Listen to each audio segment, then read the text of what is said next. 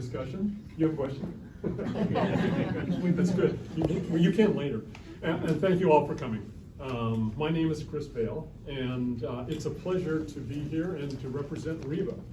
RIVAA, for those of you who don't know, has been around for over 20 years and committed to nurturing the arts. 24. 24, thank you. Nurturing the arts on Roosevelt Island, an extremely important and valuable contribution to the community here. And I know that in the past we've collaborated with both of you, and so it's great to have you back with us tonight. Thank you. Yeah. I'm going to make some introductions, and tonight we have directly to my left, thank you. We have Gina Pollara, who was Executive Director of the Franklin D. Roosevelt Four Freedoms Park from 2006 to 2013. She oversaw the construction of the memorial that was designed by the architect Louis Kahn. She also worked for an organization, Remember the Triangle Fire Coalition, on a recently completed permanent public memorial to the 146 people who died in that tragic event. And she currently has her own consulting firm. Okay. And now we have Susan Rosenthal, who knows a lot about Roosevelt Island. She knows it well, and she has made significant contributions to Roosevelt Island as president and CEO of the operating RIVAA, Roosevelt Island Operating Corporation, I guess, from 2016 to 2020. And she conceived the idea for the Nellie Bly Memorial. And prior to that, she served as the general counsel here at RIVAA. And she is currently a practicing attorney. Right? Correct. Okay, good. What do you do in your spare time? Excuse me? What do you do in your spare time? I have 5 granddaughters. And then we have Amanda Matthews with us tonight, all the way from Lexington, Kentucky. Amanda is a sculptor, designer of public art. She is the creator of the Girl Puzzle at the north end of our island. And it was a tribute to the groundbreaking journalist, investigative journalist, Nellie Bly. She's also a writer, public speaker, and CEO of Prometheus Art in a design build firm in Lexington, Kentucky. Great. So I want to say just a few short words before we get started. Roosevelt Island is a unique place with a very complex history. Wandering around the island is really like walking through time. These buildings represent different eras and the thinking and designs of a number of significant architects. The vast majority of this island and the vast majority of these structures were created by men. So it's notable that the island's built environment is bookended by 2 spaces for our minds. And these spaces are there largely because of the efforts and the talents and the creativity of the 3 women we have here tonight. Tonight I'm going to moderate the discussion by asking a few questions to the panel. And I want them to tell us a little bit more about their work here on Roosevelt Island. And then there'll be time for questions from the audience at the end. Good. You ready to go? Okay, question number 1. So each of you has very different qualities, talents that you bring to this work. So I'm really curious, but all of you are involved in the development and building and have been involved in this for a while of public memorials. And I would love to hear you tell us what you think the value is, or talk about the values of public memorials to a community, our community, and society in general. You want to start? Sure, I'll start. I kind of got into the memorial business sideways. I mean, I didn't really realize that's what was happening, but it was an interesting place to spend so much time here on this island that is such a amazing place. Oh, speak up, sorry. I can speak louder, sorry. Or if you want to turn up the microphones. I've talked to our sound crew back here. Or we could move that closer. Yeah, We can move kind a of little bit. move a little bit closer. Yeah, I think we'll pick this up. I think that's good. Oh, Start maybe that's too close. Yeah. Okay. Can you hear now? Better? Okay. So I started this project back in 2004 and did an exhibition at my alma mater, Cooper Union, and then we brought kind of a smaller version of that show here. And To the RIVAA Gallery. yeah, and reinstalled it here so that people who weren't able to see it at Cooper were able to see it here. And I mean, I would be very curious to hear later on what the community now thinks of this memorial. It was controversial to a group of residents, and I hope that it has brought the kind of meaning that I think it has, and this very contemplative space. I think what's amazing about this particular memorial is that it's not really representative. It's not a man on a horse. And I think the way memorials and the conversations that are being had about memorials now, with all of the Confederate statues that were removed, that we're moving into a different era of memorials and how people are memorialized, and what that means, and what the message is that you're trying to send. And you know, when I started this, a lot of people were really skeptical when we were trying to raise the money, and they said, oh, you know, who cares about Roosevelt? He's dead. Like, you know, nobody knows who he is. It's like, it's irrelevant. And yet, we were in the process of, you know, getting approvals and everything, and 2008 happened, and all anybody could talk about was Roosevelt. So, you know, there are cycles to these things, and what you think may be irrelevant at some point then becomes very relevant and very meaningful. And this place, to me, continues to have ever deepening meaning for me. And I hope that people who come and see it feel that way too. I think the message of the memorial is particularly important in this day and age. Thank you. Susan? Well, hi, everybody. I came to this island not knowing anything about the island, and I'm not even sure I ever stepped foot on the island. What I came with was, what I came to this island with was, what I came to this island was with a love of art. Always had a love of art, and saw this island to be beautiful. I have my mother to thank for that, and I tried to inspire my own children with the love of art. And soon after I was here as general counsel, we got a donation of the Blue Dragon, and I met RIVAA. And I remember that day of, we were all excited about getting a piece of art outdoors. And it was the first time I had ever really thought about public art, that there was something about public art that could bring a community together, that kind of nourishes the soul, gives you a picture of what humanity could be. And it was very exciting to see this as the island of art. I don't know if you coined that phrase, I'm not sure who did. RIVAA coined the phrase. RIVAA is not the person.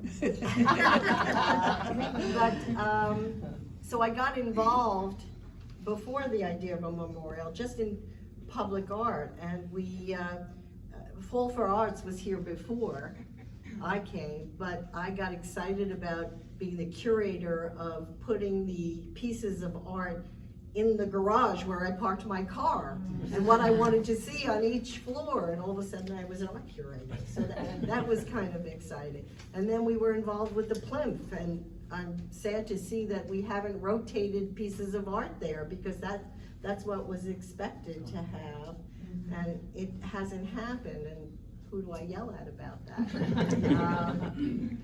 But then there was this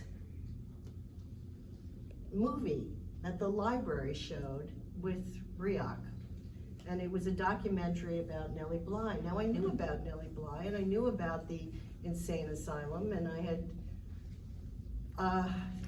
I was thrilled that there was part of it still there, but I didn't really know much about Nellie Bly, and this movie really made a real impact on me, and I had this dream in the middle, and this is a true story.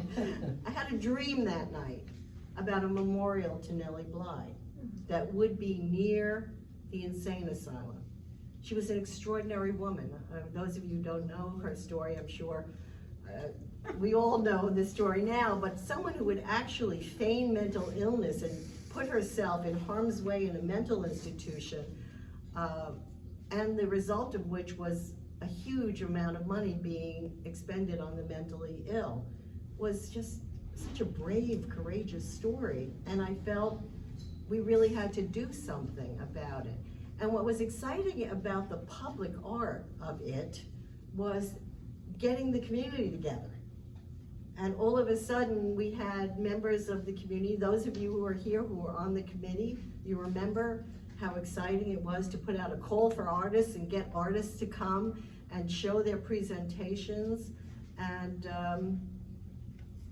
realizing that this would be something that the community could be proud of. That's part of public art also, being proud of your community and what it has to show the world. And we all remember, who were on that committee, when this woman walked in, and there were a number of very talented artists, and I happened to have a problem with sentiment. So there I was crying as she was explaining her concept, because she really is not just an artist. Public art is an opportunity for artists to become civic social leaders. And she brought her beliefs and her aspirations for us all as the human beings of this world to this project. And I think that's part of the role of public art. And so, as a community, we sold it to the board of directors, and then we sold it again to the community. And it was exciting to get the support for it. And I don't know if now is the time for me to share this other memorial that is in my heart, but there's a not-for-profit called Friends of the Ruin. Steve Martin, who is an architect who was involved in For Freedoms, he and I spent many years while I was on the island trying to get money for a project to repair the ruin. We had plans to stabilize it and to make a meditative place for us to sit. It was too much money to do something more than just stabilize it and have an internal space for people to come with benches and just sit. And then COVID happened. And Steve and I said, oh my God, this is the perfect place for a COVID memorial. It was a smallpox hospital, another epidemic. It was a nurses' school. Oh my God, those heroes of COVID.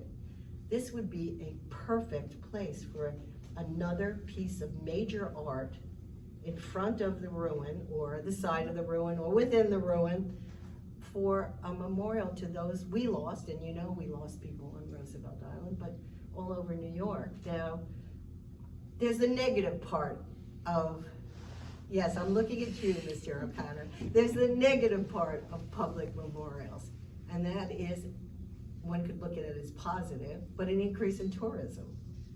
And that, what does that do? Well, it increases people on the tram and on the F train, but it also brings prosperity to the businesses in the community, and it's something to be proud of. So there are pros and cons to public art, but I still think, I had reached out to the then Lieutenant Governor Hochul about having a COVID memorial here. Unfortunately, it never got off the ground.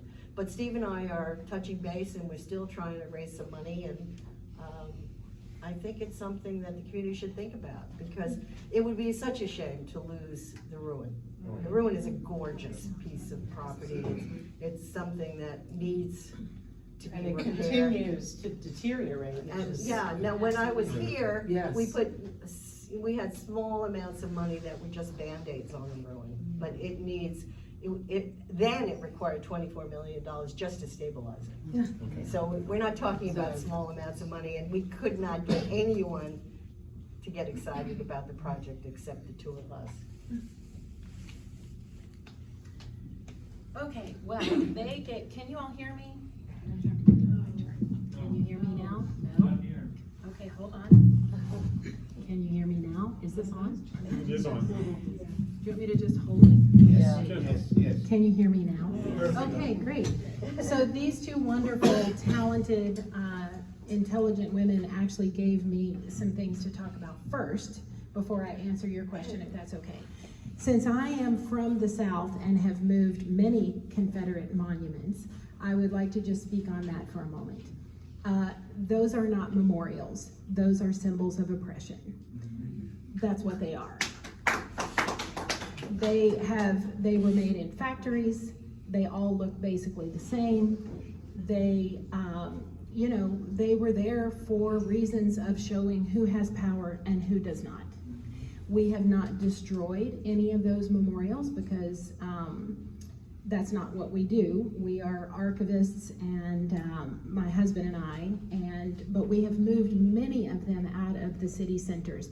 The first two of the first in the nation that were moved were from Lexington, Kentucky, which is where we live, because our then mayor, the day after the deadly Charlottesville riots, spoke to the nation and said, we have two of the largest Confederate monuments in the center of Lexington in the overlay of Cheapside, which was the old slave market. And we were the first people to begin appropriately moving those monuments out of where everybody has to walk through town to renew their driver's license. You can't avoid them, right? We moved them to a cemetery where those two men were buried, which seemed completely appropriate. I get emotional about this. My children, one of which is here with me today, my children had to have police protection while we were working on that. We went and did this type of work in South Carolina and in other states, and it was dangerous business at the time. We just completed moving the Jefferson Davis Monument out of the rotunda of our state capitol. This year, we just completed it several weeks ago under our current governor, Andy Beshear, who is a really good guy, just for the record. So I wanted to address that because having such personal knowledge and involvement in those, I want to clear up the fact those are not memorial monuments. They are something else. Now, there's a discussion. If anyone has a disagreement with that, I'm happy to have a nuanced discussion. I just wanted to, and then there was something, there was something that you said. I got so worked up about the Confederate I'll have to get back. There was something that you said that was before Nellie Bly that I was gonna get to. It was COVID. So I just completed the COVID memorial monument for the state of Kentucky. It is the only state in the nation that commissioned a COVID memorial monument. Kentucky, we're the only one. And I know that because the researchers at George Washington University asked me to give an international lecture as part of a 5-year project that they were working on called Rituals in the Making. And they asked me to speak about it to anthropology professors and their students in 7 countries, because they could not believe that only one state in the United States has a COVID memorial. And that memorial is more than a memorial. It does memorialize those we lost, but it also builds not only hopefully a sacred space for collective grief, which is very important to communities, but also honors those who kept our communities going during that time, and it's called United We Stand, Divided We Fall. So I think getting to the actual monument that I've done here, I think that these memorial monuments can have multiple purposes, and they are not just to memorialize in a single faceted way. And so when I read a lot about Nellie Bly, consumed a lot of what she had written, I didn't want to memorialize Nellie Bly with just a likeness of Nellie Bly. You know, like you said, a guy on a horse. That's kind of the whole Confederate monument shtick, right? And so I didn't want it to just be a likeness of Nellie Bly. I wanted it to be more of a legacy. Excuse me. A legacy. And I felt like her legacy was one of advocacy. So when I look at a lot of, say, the suffrage monuments, you know, where we are, we're still memorializing, what I see is a lot of, this is how the hats looked. And oh, women used to wear a lot of lace. And these are the period shoes, and that's wonderful. I am steeped in history in a lot of what I do. But for this monument, the girl puzzle, I wanted to step outside of that and just show the countenance of the faces of the women who have suffered and who have been surveilled and who have become broken and who have, against the systems of power that exist, have figured out a way to put those pieces back together. And I use Nellie Bly as the great example of someone who was willing to step into the shoes of those who were suffering and say, I cannot understand this unless I truly understand this, right? I mean, like Susan said, she feigned insanity to go somewhere that honestly was a prison. She didn't know if she was ever going to be released when she decided to do that. She had no idea. But the stories that she gave us were part of her legacy. And I think that monuments and memorials become an opportunity for powerful storytelling.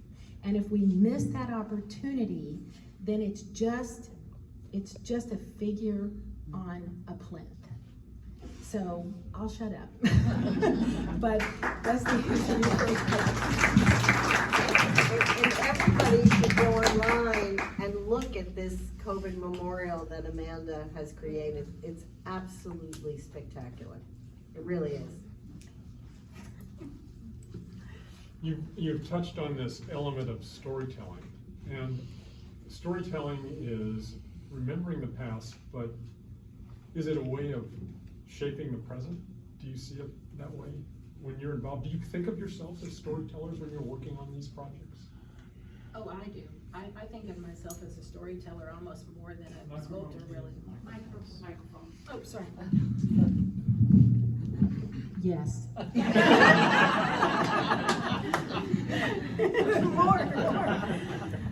I think many times I think of myself more as a storyteller. I think that's the leading thing, that's the leading charge for engaging others in any form of art is telling a story, a compelling story, or including and bringing those along with you in the story. And I think also the art and architecture on the island tells the story of the island. I mean, we have Blackwell House, and we have, the part of the insane asylum, and we have the church, and we have the sanctuary, and all of these beautiful buildings tell the story of an island that has an incredible history, and it was welfare island. We all know the history of the island, and it's an amazing history, a history which in some ways is depressing because all the dregs of the earth were put here, but when you look around and see what we've created here in this beautiful space, which used to be the best kept secret of New York City, it no longer is, it's something to be proud of. Well, I also think that this is an island of reinvention. It's an island that has been reinvented and reinvented, you know, and has really pioneered a lot of things that are now being used. The AVAC system, you know, the electric buses, it's The tram. The tram. I mean, there's so many things that this island did that the rest of the world is like catching up to. So.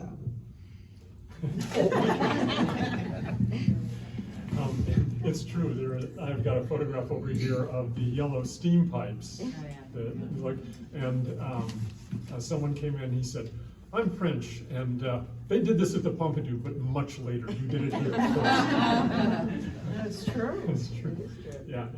So, in terms of the location, though, we're here on this little spit of land in the middle of a river, or a strait, as Shelley had heard about it. Estuary. An estuary, thank you. How did that, or did that influence how you felt about the work you were doing, about the work you were doing? Can you say a few words about that? I mean, both of you were on the points. Right. Well, we had to deal, I mean, building on the site that we built on was very small. It was basically a 3.5 acre site, and you know, we had spent a lot of time moving little dirt from one place to another. But to build the foundations of the element at the end, which Con called the room, we had to build a cofferdam and then pump the water out, so we were working, you know, below the water level to build these incredibly robust foundations that support it. And being in the tidal strait, we also had to deal with that in terms of logistics of bringing the stone to the site, and you know, when the barge had to ride in on the tide and ride out on the tide. So we were very tied into the schedule of the river. And I had worked on a book previously, an archival rescue mission that had to do with materials belonging to the Department of Docks, which no longer exists, but it used to oversee all the pier and pierhead structures. And so I learned an enormous amount about the New York waterfront when I worked on that project. So I understood that the river was not a river. And it was having to explain this to the people on the team, like, this is, you know, the footings that were originally designed in the 70s were just insufficient. And so there was a lot of dealing with the specifics of being on that site in this location. But it was a wonderful place to be, out there in the middle of the water, you know, you never were going to be out there again like that. It was really amazing experience. Well, after my dream, I envisioned the Nellie Bly Memorial closer to the insane asylum. And some of the presentations could have been there. But given the scope of Amanda's concept, there was no way that was going to happen. And so that's when we started to talk about moving it to Lighthouse Park, which I think it was a fantastic idea, because it did bring people down to the other end of the island. And I thought that was good for Main Street. That's for you, O'Connor. And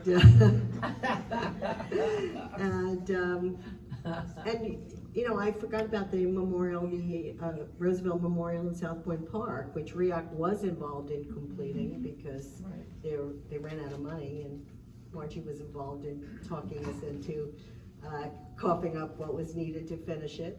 And that was near the Roosevelt, you know, the FDR memorial. It came about. And it came about because the Roosevelt Island Disabled Association wanted to embrace the fact that he was disabled, which is not depicted at Fort Freedom's Park.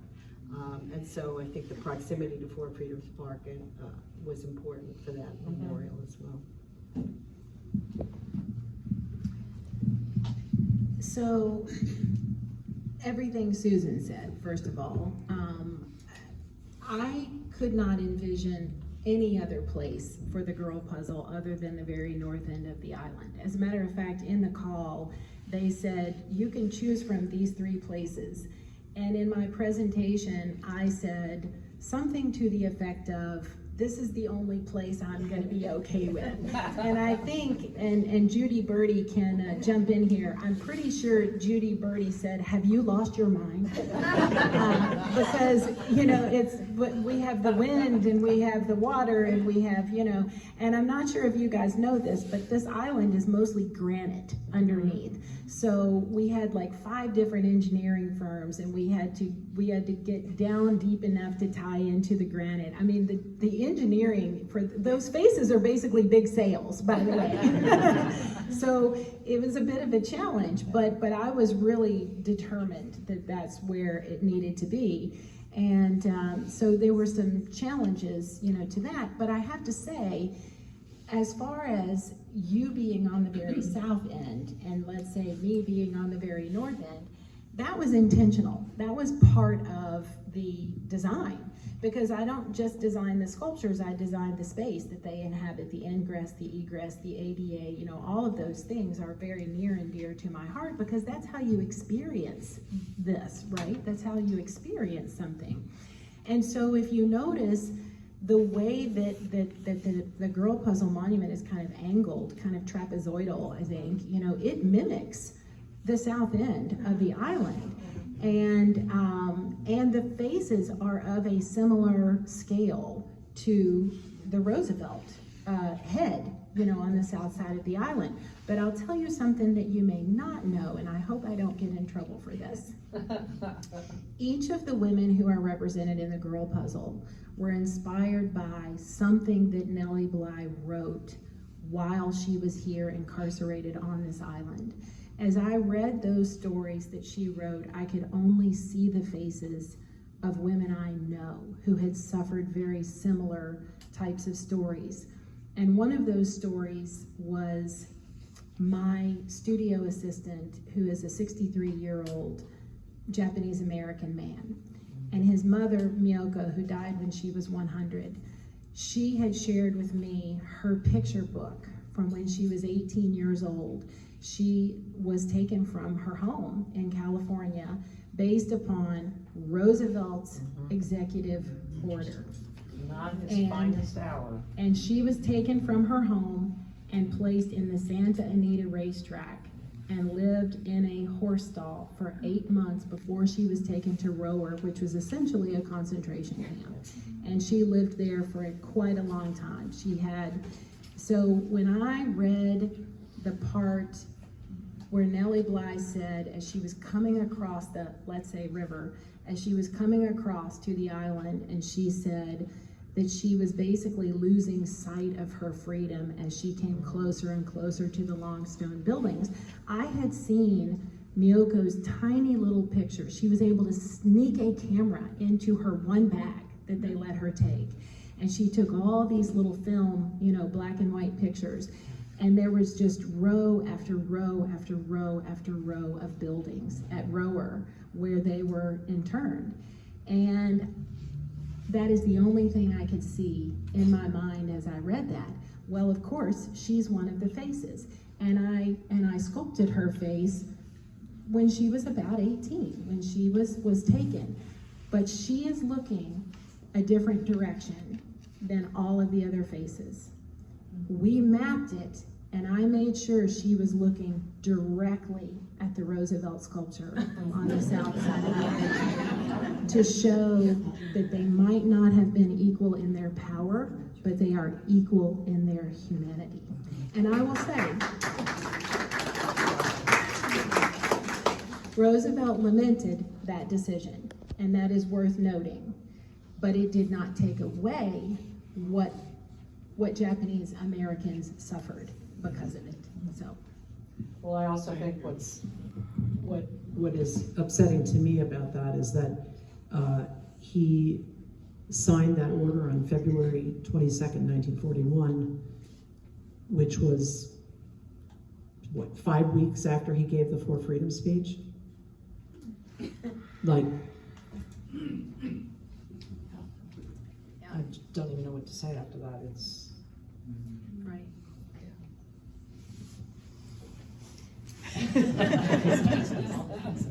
Yeah. But I do have a question for you.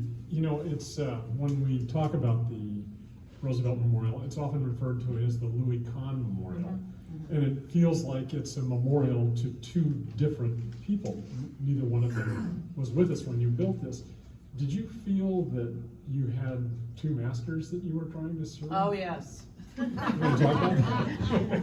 not just two, I had a lot more than two. No, I, of course, working with Ambassador Vanden Heuvel was just extraordinary. He was an incredible person who was really, had dedicated his life to public service. And he was also, I think, the one person that I've ever met that spent so much of his life dedicated to preserving the legacy of Franklin and Eleanor Roosevelt. So being steeped kind of in the history of Roosevelt with him, through him, you know, he met Eleanor Roosevelt as a young boy. You know, he has lots of stories about what Roosevelt meant to him. And Roosevelt had great meaning for me. And so that was a kind of a personal dedication to somebody that I had great admiration for what he did for our country, in spite of the horrible things that he did. And in terms of Kahn, I, as an architecture student, had, you know, really admired his architecture, but as I spent so many years thinking about his work, I really have come to understand him as an unusual architect in the sense that he could see in 3 dimensions, unlike most architects.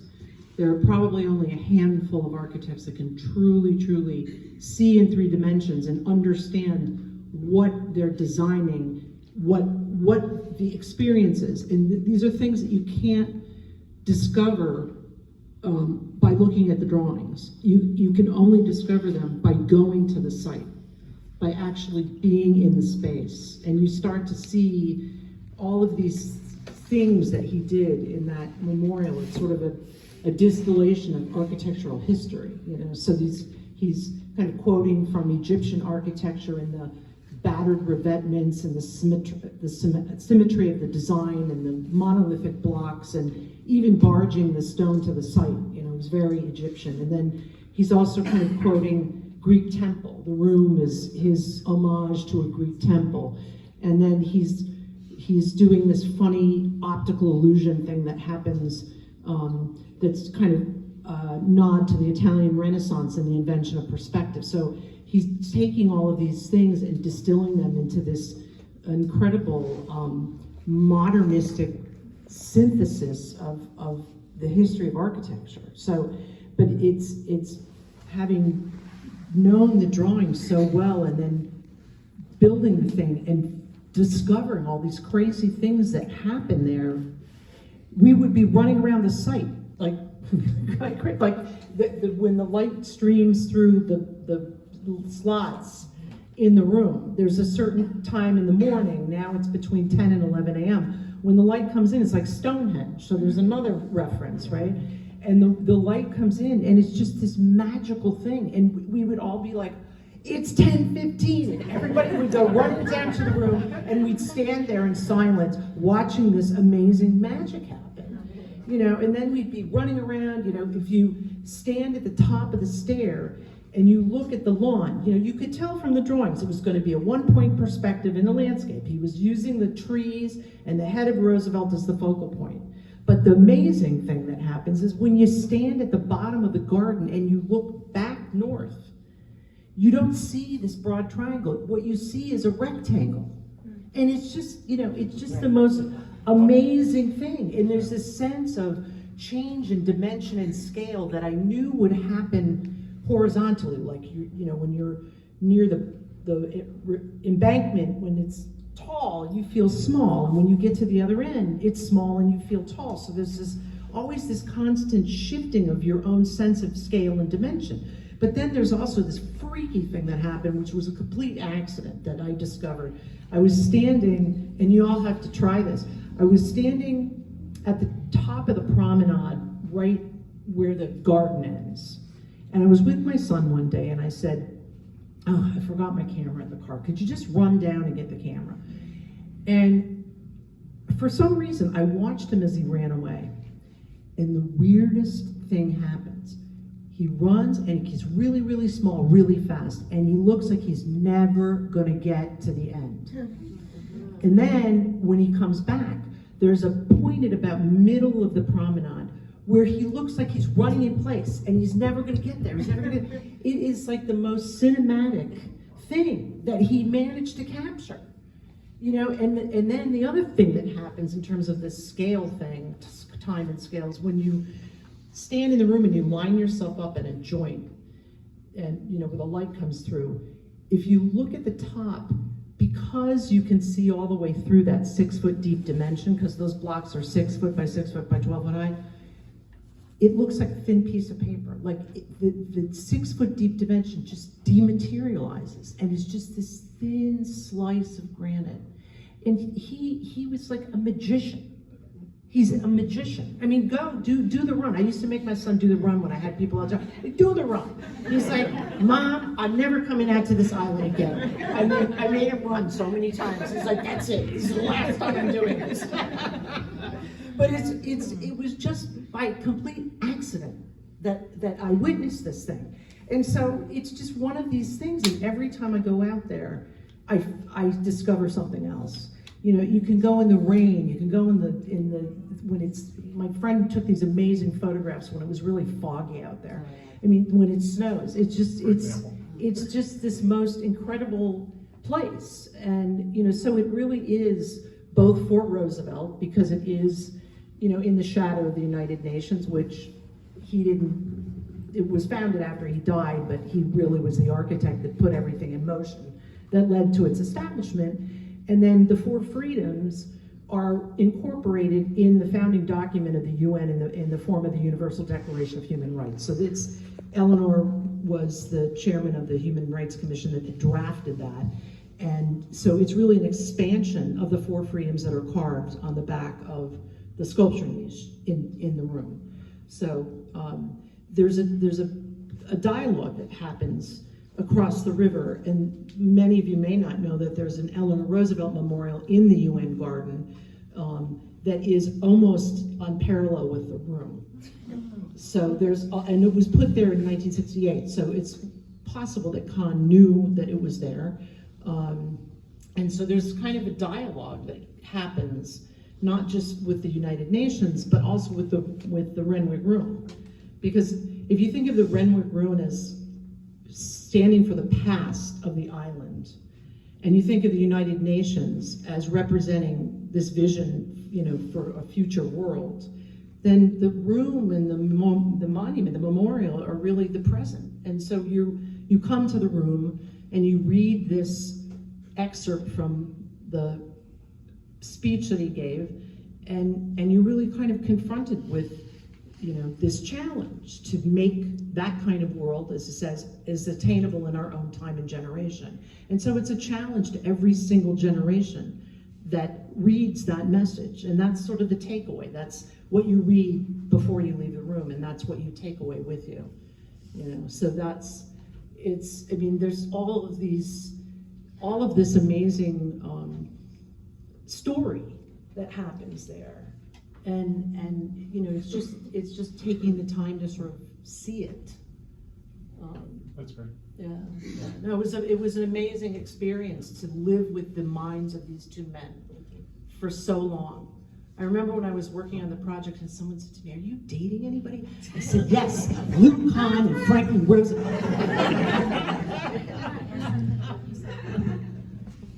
So I wanted to add something to what you were talking about. So you essentially have kind of bookends. Yeah. You have Franklin Delano Roosevelt on the south end of the island, and you have Nellie Bly on the north end of the island. And something that I say in a lot of the presentations that I give, and somebody correct me if I get this wrong because I don't have it written in front of me, but I said this about Nellie Bly when we had the opening, and that is that we are all imperfect purveyors of the perfect truth that all humans are created equal in their freedom, dignity, and rights. And I always remember that because it's FDR, their freedom, dignity, and rights. And I think that's very close to, if not, the first tenet of the United Nations, human rights. Right. That I think that's like number one. And so we are all imperfect purveyors. He was, she was, we all are. So I was not trying to point out that he made a mistake and she didn't. Obviously, we are all human. Right. But I was trying to just point out that they are equal in their humanity. So I wanted to mention that because it does tie in the United Nations, and I think I think the United Nations and the proximity of it has had a strong influence on this island, and very positive as well. So. Well, that was the whole, the whole idea of this residential community was for it to be a socially democratic, community. And it is. In that respect, it has fulfilled its promise, I think. That was really what was imagined when they wanted to reinvent Welfare Island. And then they knew that people weren't going to go to a place that was really hard to get to when it was called Welfare Island. Because at that point, when they renamed it Welfare Island, it didn't have the pejorative connotation it has today. It meant for the well-being of. It was a nice word. But by that time, so these two ideas merged, that they were going to build this beautiful residential, socially mixed income, mixed race, residential community, and they wanted to build a memorial to Roosevelt, and those two things merged, and then they renamed the island for President Roosevelt in anticipation of building the memorial, which then, of course, never happened until much later. But it happened. But it happened. 40 years late, but Yeah. Susan, when you were administering the island, how much of this was part of your thinking in terms of what Gina was just talking about the okay. When you were administering the island, how much of this was part of your thinking in terms of the type of society, the type of community that this was or is? I think a lot, actually. I had envisioned myself retiring at 70, which of course never happened. But that before I retired, I wanted to really make a difference. And art to me was always important. I would go to MoMA with my children, and one of the biggest joys was making them guess the names of paintings, and then we'd giggle for an hour. So to me, art is not only serious, but joyful. So I think that, part of what I really wanted to do was be involved. I also felt that, the history of the island and what happened in 1969, and that the state took over the administration because it had the money to develop it and subsidize the housing and create a diverse community was something very exciting to me. And all of the not-for-profits that were on the island. I was very excited about having interactions between Roosevelt Island Operating Corporation and the Disabled Association and the history. I think we lost your. I'll make it 10. When I came, there were relationships with Roosevelt Island Disabled Association and Residents Association, but I tried to encourage an open door policy where people could just come into my office and scream at me and tell me what they wanted And they and did. see if I could, yeah, and they did. And I enjoyed it. And of course, a lot of my executives said, what are you doing? What are you doing? And I said, no, this is the way it should be. And a lot of you came into my office and yelled at me or said we should be doing something that we weren't doing. But I thought that was part of having a community like this, which is so unique. I mean, where else can you go into an executive's office and yell at them? I mean, I guess Eric Adams is getting a lot of that too. But generally speaking, it's a small neighborhood, yet you really can have a close relationship with your government, which is extraordinary. So I think that was part of what was so exciting to me. Amanda, I wanted to ask you a little bit more about your process. I mean, what you did was take a piece of journalistic storytelling and turn it into a piece of visual art, an installation. I'd be curious to know about how you came about, how that process took place, how you combined those words, the orbs, the sculptures, into something that is so meaningful. Well, that's a big question. Okay, sculpture for me is visual storytelling. So again, it's kind of where I started, in this panel discussion. I did not want to, well, I'll be honest with you. I asked myself lots of questions. What did Nellie Bly accomplish and how? So how did Nellie Bly exceed the norm for other human beings, during the context or time of her life, right? What were the things that she did that other human beings weren't either willing or able to do? So those were some of the things, that I started with. And again, one of the things I noticed right off was she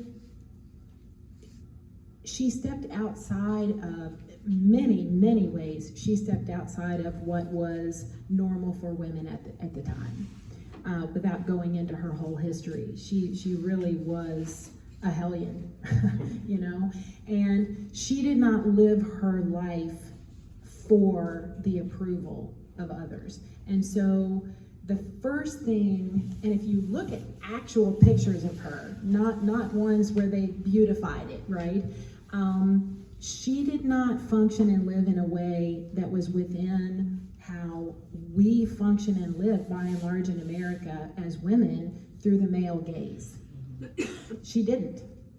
And I was fascinated by that. I thought, wow, that's why everybody spoke about her the way they did. They could not put their finger on who she was and what she was and how she was and all of that. And so I was so fascinated by that. But she was a storyteller. So the best thing that I figured I could do to represent her legacy to others was basically emulate her, was to tell her story by telling the stories of other women for whom she may have advocated. And as I read, again, the things that she wrote 130-something years ago, I only had these visions of women I know. And that was powerful to me, because what that means is it was timely then, and it's still timely now, right? Yeah. And at some point in the future, when it's not as timely, if we ever get to that point where it's not as timely, it will still be important history, right? So how do I tell this gigantic story about this amazing storyteller in a visual way? So I started kind of building the components of what I wanted to convey. And I'll be honest with you, you guys, this is Roosevelt Island, but it's still New York City. I mean, this is the art capital of the whole world, right? So I said to Susan early on, I was like, look, if you're going to give me a platform to speak on behalf of diverse women, I'm gonna speak as loudly as you're gonna let me speak. And I think Susan was like, you go girl, or something, I don't know. But so I started building these components of what can I say visually that will be compelling and draw people in. And again, I started with what I said originally, the countenance of these faces. They were not designed for the male gaze. No offense to all the males in the room. That they were designed to tell each of those faces, to tell their own deep story and to show it in their eyes. And so that's really where I started. And Nellie Bly spoke a lot about what she could see on other people's faces. It comes up over and over and over in her writing. When she was in Manhattan proper and going through the process of trying to be declared, insane, she said she looked around in the courtroom and she saw on the faces of the people there, she saw broken lives. She saw poverty written on the faces of the people. And then on the boat ride over, she said that she could see sadness and consternation and loss in the faces of the women who were riding in the boat with her. And interestingly, when she entered the asylum, after she had, the first thing she said was, I spent all night looking in a mirror at my own face, trying to see what a crazy person looked like, right? And she stayed up all night, which, by the way, I've also been up all night, so I might look a little bit like that, yeah. But so this has come up over and over and over, and I really paid attention to what seemed to be important to Nellie Bly. But after all of these iterations of the faces that she saw and that she experimented with herself, the very first person with whom she spoke in the asylum was a patient. And the patient said to her, what are you doing here? And she said, oh, they say that I'm crazy. And the patient, she had fooled the police, she had fooled the judge, she had fooled the doctors, she had fooled everybody, which I'm pretty sure were all men. Again, sorry, men. And the first person in the asylum who asked her why she was there, and she told them why, said, it cannot be seen on your face. And this was a patient. Now, importantly, many of the patients in the asylum were also not mentally ill, which is why they were supposed to be there. Many of the women, and this is thanks to Nellie Bly's great, journalism, what she determined was many of the women were there because of different types of surveillance. Their husband might have been having an affair and wanted to get rid of him. They didn't speak English very well. They had immigrated. They were homeless. They were poor. We needed a place to basically cage them.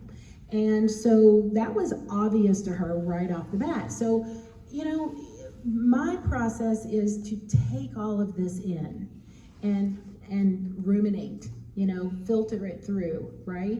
And see what visually comes to me, what comes to my mind's eye. And this is weird, but just like Susan, I've dreamt about it. I started dreaming about it, like a lot. And so my husband said that during that time that I was designing the memorial, I would jump out of bed at 2:30 in the morning and be like, I gotta go upstairs and get on my computer, I'll be back in a minute. And I would just go make all these notes. And I think it is because these stories just kept running through my head. And every time I read a powerful, for instance, there's the line in the book that says, while I live, I hope. And Nellie Bly says, what a joke. What a joke that was the sign, at the asylum, right? And I have permission to tell this story, but, that reminded me of my oldest daughter, who is a member of the LGBTQ community, because so many people in that community do not live long enough. Why are their lives so much shorter? And when I read that, I was like, oh my gosh, while I live, I hope that my children who are members of the LGBTQ community have this opportunity to do those things, to live and to hope. It was so powerful to me. And so I aged my older daughter, who's now only 25, so what was she then, 21, 22? I aged her forward 50 years, so she was 72, 74, because, you know, I want her to have that life. And so my process was to feel this, to have empathy, to try to understand, to put myself in the shoes of others the way Nellie Bly did. That's my process. My process was basically to try in as best as I could to become what Nellie Bly was. And I'm not saying that I hit the mark. I'm saying that was my challenge.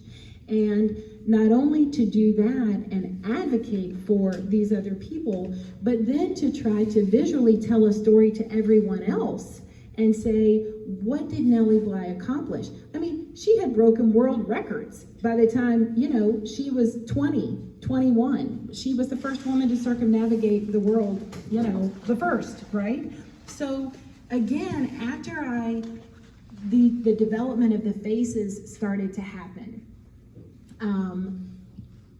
then I got to thinking about, how do I show how her voice grew over time, over her life, how it became so much bigger.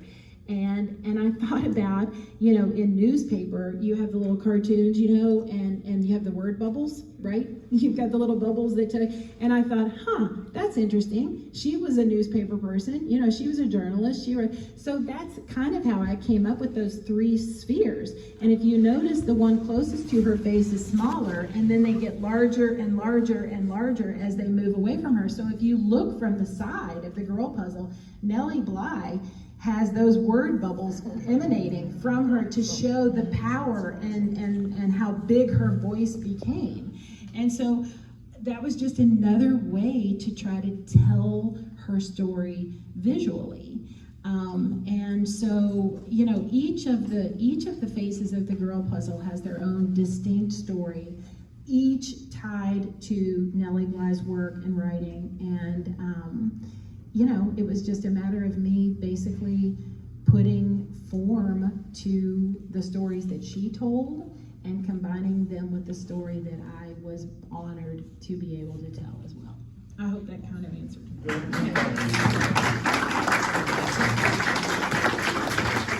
Okay, well, this has been amazing, and I think it's time to open it up to questions. If anyone from the audience has anything. Good question. The back of the faces, you know, it wasn't a front and back complete sphere. I'm sure that was a purpose for that. Yes, is that your question? Why is there no head on the back of the face? Okay, so I wanted to focus on faces for multiple reasons. And I also didn't want to define who these women were by their hair or their jewelry or any accessories. And so that was where I started. I started with the visage, so to speak. What I then found out was that, you know, that's a convex, basically, form. And I started kind of playing around with things in our bronze foundry, and I realized that the concave portion of the back of the face gave me this amazing opportunity to create a sort of trompe l'oeil, which is a fool the eye type of effect. And if you notice, if you go behind the faces, I put a very black patina on the backs of those faces. And if you go and stand back and look at them, they don't look concave, they look convex from the back. And what it creates is a ghost image. I mean, it's a really convincing ghost image. If you haven't gone and looked at it, you know, please feel free to. But I wanted to capture that ghost image to pay homage to the souls that came to this island and never left. And I felt like by leaving that open and putting that deep black patina and showing that ghost image on the back, it would do that. So there were multiple reasons for that. And then if you also notice, basically the phrases that inspired, the phrases that Nellie Bly said that inspired each of those faces is actually inside the backs of the faces, and you can read that as well. So those were all reasons why I chose to do it that way. Hi. First of all, it's been an amazing, incredible experience to have all of you here. As with Tad Sedol and myself, we're the original co-founders of RIVAA. We have a relationship with all of you, and it's just an amazing to have you here. And I want to thank Margie in particular also for helping bring this together and this incredible photography exhibition, your exhibition. I just wanted to go back to each of you have contributed so much, and so I want to go to you first.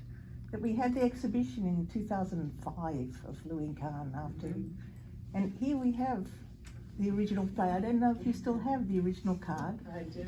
And Louis Kahn's original transparent image. And it was such a privilege to have this here in our non-profit, our modest gallery. And so after this, what I wanted to present to you and ask you, I'll add just a little thing. A few years later, I had met, had the good fortune to meet through a friend, a journalist from a Swiss-Italian paper, met Mario Botta. And Mario Botta did the SF MoMA in San Francisco MoMA, and a Swiss architect. He was a great admirer of Louis Kahn, and when I met him and I told him about the exhibition and the possible founding and making of he was very interested and wanted to support the memorial actually being made. So leading back to when we had this second exhibition, you had it at Cornell, and then you went on to make it a reality.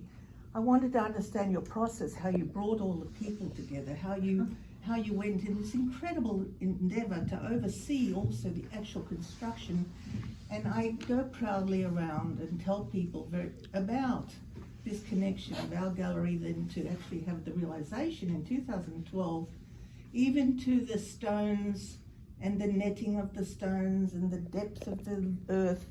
There was such an amazing detail, and the people that you brought together from all over, New York, all over the world, and the foundation, and Eleanor and Roosevelt and Franklin Roosevelt Foundation.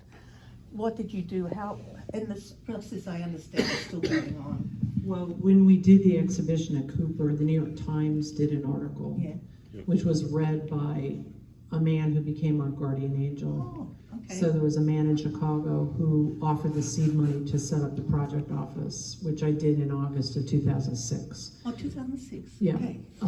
And then he contributed, he's probably contributed now close to $12 million to the project. So it was really the serendipity of Fred having read that article, and he had the director of his nonprofit call the archive, because I remember I answered the phone. I thought she was joking.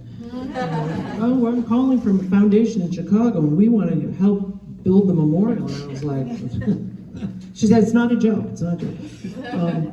So once I worked.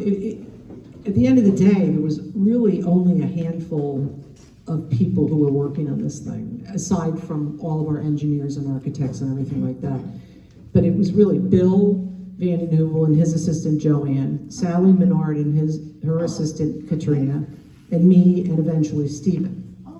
And we were like, it's extraordinary the amount of work that we were able to accomplish. Just everything we were doing. I was the only paid staff person for the first 3 years of the project, and the only person dedicated full time to this job. So it was, it was very overwhelming. And it was really just persistence and determination. There were so many times when this thing threatened to just explode and not happen at all. And there was always some miracle that would intervene and save us from we were going to purchase the granite from a quarry in New Hampshire, which was the granite that Kahn preferred out of the three. I mean, we did build one of the original ones that he had specified, but he preferred the New Hampshire one. Well, we found out like 2 days before we almost gave them a check to buy the granite from them, that they were suing each other. The owners of the quarry were suing each other, and they declared bankruptcy like a couple weeks later. So had we gone with them and gave them our money, so there were things like that were happening all the time.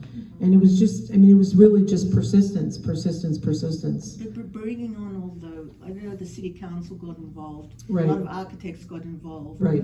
But how did you then bring on all these other people, the philanthropists, the contributors, Well, and so on? Bill was an amazing fundraiser. Oh, okay. He had an extraordinary network of people in the city. And then we got a lot of public funding as well. But it was really just persistence and just not giving up. I have a question. Yes. Thank you. Thank you for putting this together. This is just, you reminded me of so much I thought I had forgotten. The amount of artistic brilliance that has come to this island to create something that didn't exist before. I mean, Philip Johnson and John Burgee created the general development plan that created this place as a community. Then there's, of course, there's Louis Kahn, the FDR Memorial. There's James Renwick with the Smallpox Hospital, and so much else. And I'm reminded of how much synergy there was between these brilliant artists and this community that had some ideas of its own. I'm thinking in particular of a fellow by the name of Jim Bates. Jim Bates was the president of the Roosevelt Island Disabled Association, and when the FDR Memorial came about, he thought that there was an opportunity, given the nature of the community here, of a lot of senior and disabled people, to enhance that. And somehow he managed to acquire land on Roosevelt Island. How he did that, I will never know. To create something called the FDR Hope Memorial. And he commissioned a piece of sculpture of FDR in his wheelchair. I think there's only two of them in the world, reaching out to a girl on crutches to create this icon of who we are, of who the Roosevelt Island community is, and that has just continued over time. There are just so much opportunities for, look at this room. This was a pharmacy, for goodness sake. The amount of artwork that has come through this room, and so much of it is because of community members. Look out on the street there. There are posters hanging there by Tony Vito. Is Tony here? Oh, yeah. Goodness gracious, that's great stuff. And the Main Street Theater and Dance Alliance, and all of the venues, indoors and outdoors, for performance art on this island. And so much of that has come from the community and been inspired by the artists and the architects and the community planners and the public servants who have just enhanced this community. So thank you for putting this together. We're proud.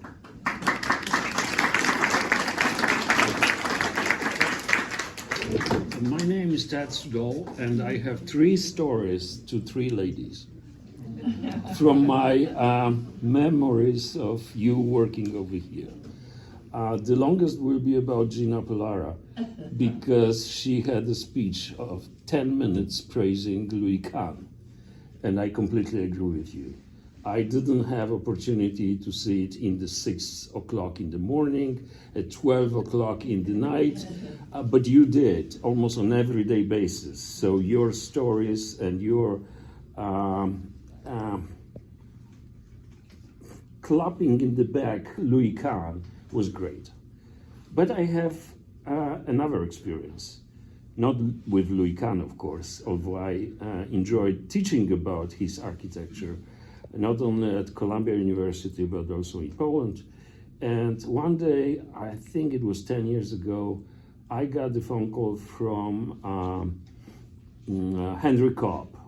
It's a very great architect who is right now over 90. And he was partner of IMP. And he talked to me and said, oh, I just came from Warsaw. I had the exhibition of my photos. And from your colleague in Warsaw, I got your phone call. So I would like to give me a tour around the Roosevelt Memorial, because Louis Kahn was my friend, and I knew him very well. So I said, well, it's an honor and privilege to walk with you. So one Sunday we walked, it was nice autumn afternoon, and we walk all around and we look at the different angle, a triangle, and how the trees are lying above. I show him the gap between the granites, which is, I don't know, 2 inches, an inch, and polish inside. I don't know if you know, if you look through those gaps, the inside is polish, outside it's not. So we finish our, and we pointed out few items which we were not sure if this was Louis Kahn design. So we came to the end, and before that we were saying, okay, I'm going in my way, you're going in your way, let's do the punch list. And we did the punch list. In architectural language, it is something what is wrong and has to be corrected or should be corrected. And we share our list. It was 18 and 19 items. And I asked him question, is it Louis Kahn who made this mistake? Never. He was so meticulous in every detail. He could spend days on one detail. So this is not Louis Kahn. But those drawings were made afterwards. He made the preliminary design, preliminary sketches, but design was afterwards taken by different offices. And some of those details, I can share it with you, are lost in translation. So, I'd be curious to know, I mean, we don't I- have to get into it here, Yeah. but no, that's true. One of the very significant element is the back of the monument of Louis Kahn, where all the inscriptions are happening. And the joint is in the middle. It should be on 2 sides. I agree. Never architect would allow to put the joint in the center. You mean the two So panels, this the is four this is freedoms this of is language? this is one. Yeah. And we enjoy very much having your exhibition, a Louis Kahn exhibition, after the exhibition at your university over here. And as you know, you asked me for the book with the comments. Yes. 50% of the comments were positive. 50 were super negative. And this was amazing that you took it from this point and you built it. Thank you, Gina. Congratulations. And coming now, I told you I have 3 stories. And the most of the time I devoted to Gina because he, did you see My Architect, the movie? Yes. Done by his son. This is a story. Another story is about the Blue Dragon and Gustav Kreitz. We approached the previous director of RIOC, president of RIOC, and I was with Esther. One day I was with somebody else, and we approached her, and a few times we were saying, not now, maybe later. And we were saying, this is the gift from Sweden, from one of the most famous sculptor. His sculpture is in the front of United Nations, the monument for Wallenberg. His sculptures are all over the world. He's 93 years old, and he's giving it to us. So once Susan was in the highest position, one of the highest position in Rio, we approached her. And she would say, absolutely, let's start to do it. And a year later, we had the opening, official ceremony with cutting the ribbon, and it was open. So thank you, Gina. I'm Susan. Thank you, Susan. I think I want to really quickly. No, I didn't finish it. Finish. I didn't finish it. No, I And wanna the ask. shortest is about you, Amanda. I was not, it was very significant. I was asked by Susan to join the jury committee. I don't know, 10 people from Roosevelt Island, very much involved in what's going on the island. And we've seen few of the proposals. Most of them were the bust on the pedestal. That's bronze bust on the pedestal. One was very silly. It was the bathtub with with Nellie Bly inside and shower. And once, it was. You remember? Yeah. But once, once Amanda showed or talk even more about her suggestion and her proposal, I asked a few questions and I knew immediately that I will vote for you and your husband. After you left, there was a discussion, informal discussion, and I said, I know who will win this competition. And Susan jumped on me. You cannot influence the judges. I said, okay, but excuse me, but we know who will win. So congratulations, Amanda, and it's a pleasure to have you. I want to thank everybody for coming. I want to thank our panelists for a most stimulating discussion. Thank you. I mean, Thank you for your- I want to have the last word because I want to thank Chris for this great exhibition and for this idea. Thank you, everybody. And leave the thanks to the people.